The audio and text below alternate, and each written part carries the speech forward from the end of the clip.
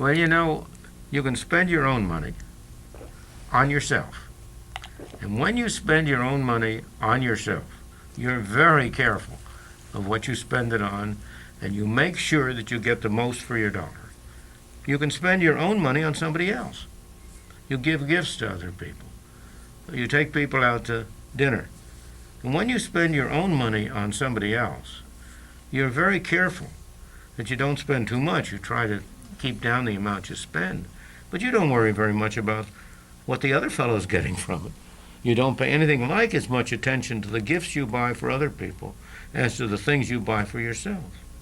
Or you can spend somebody else's money, as when you're spending the government's money. I say the government's money, the taxpayers' money, which the government has control over.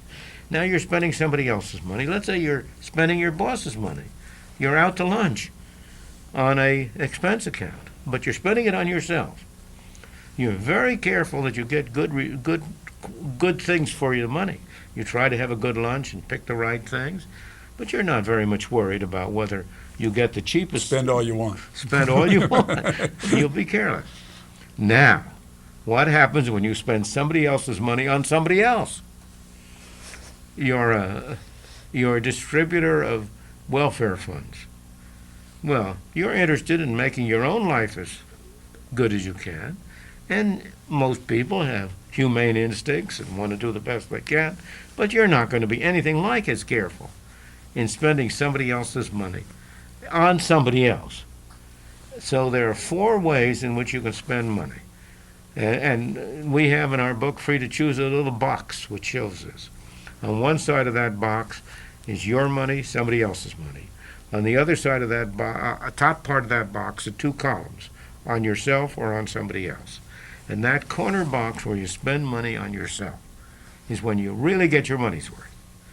And the rest, the worst of all, is the right-hand box, when you spend somebody else's money on somebody else.